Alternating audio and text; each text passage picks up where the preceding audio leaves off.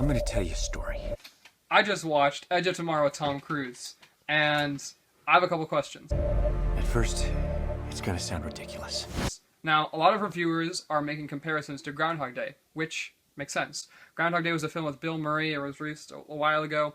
And basically, it's this weatherman who's kind of a jerk, and he relives Groundhog Day over and over again until he falls in love, he becomes a better man, and it's only then, once he has this character development, that he's able to move forward in time. Like right here, I have a diagram, and we're going to just compare the two.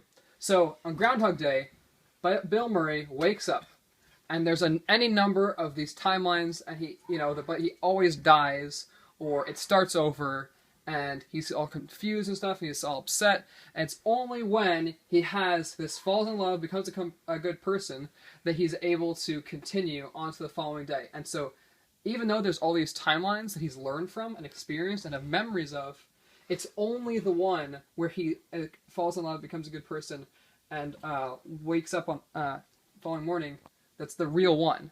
So, from an observer, it's just as though this guy arrives in Punxsutawney, Pennsylvania. He has this strange changing character on Groundhog Day. He goes to sleep that night, and he wakes up on the day after Groundhog Day. And that's what happens. The longer I talk, the more rational it's going to appear. Now, in Edge of Tomorrow, things are a little bit different, and it gets a little bit weird. I can't believe you found coffee. Everything makes sense until just the last little bit. So, spoilers, but we have to go into this. Okay, so, Tom Cruise wakes up in a chopper. He's flying into London. He can hear Big Ben as he goes past. And he goes into this general's office, and basically he's forced into a combat position. The general says, listen, we need morale boosted, and you are going to be on the front lines with a team of cameras, as just sort of making people, upping the general opinion of this, and making people want to go along with this invasion. Now, he doesn't do that. He freaks out, he tries to blackmail the general, and then tries to escape. The general has him tased, arrested, and then branded as a deserter, and still puts him into a first lines combat position, the vanguard. So this is the point here. He's forced into a combat position. He tries to escape, but he's tased and blacks out. Next scene, Tom Cruise wakes up on this pile of packs, and it's this point that he always comes back to.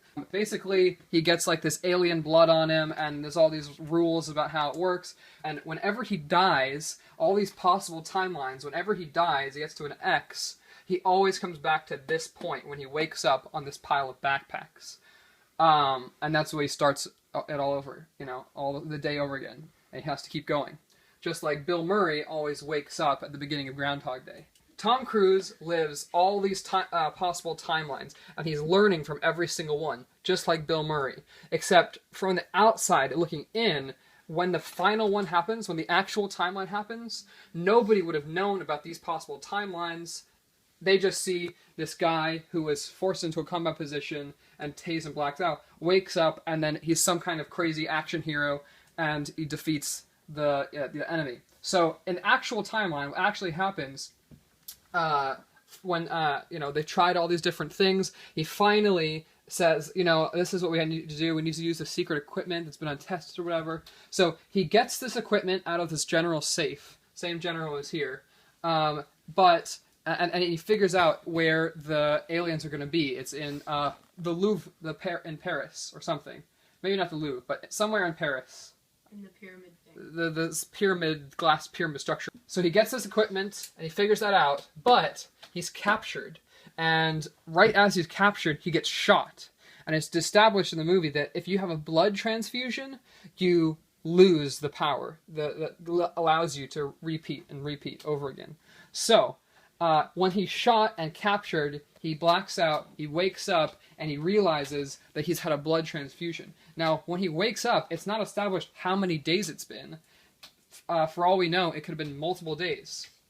So right here, X amount of days, blood transfusion. So he's lost his power.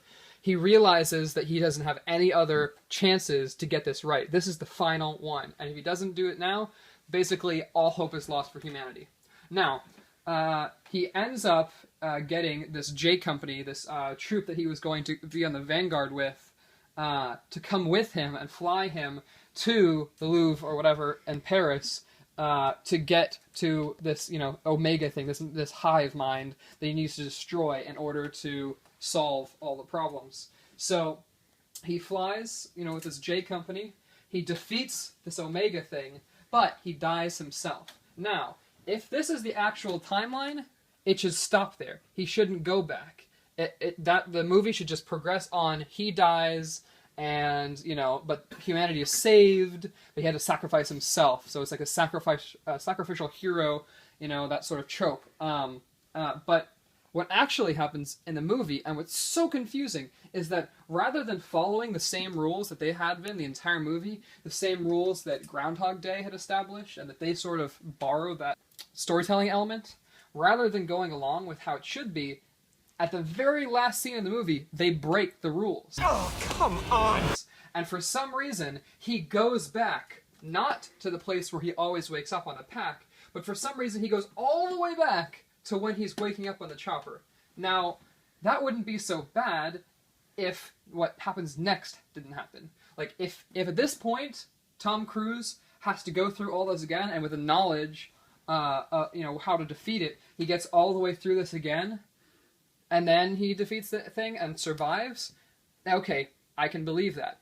But what actually happens is he wakes up here, all the way at this beginning point, at the beginning scene of the movie, and the monster has been defeated the previous night. So some point back before here, in the evening, the general says, there's some energy wave, and all over the world, these aliens have been destroyed, and the Russians and like the Israelis or Chinese or something are moving in now and able to destroy them without any retaliation. So basically everything's died. All this hive mind has been destroyed.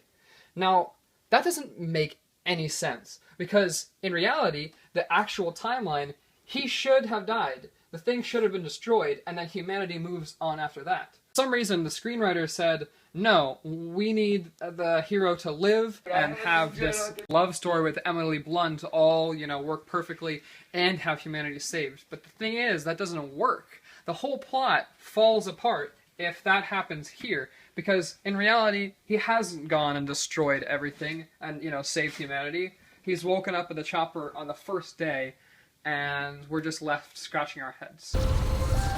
I die within 5 minutes.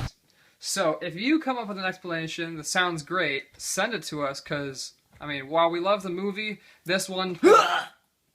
Jacob!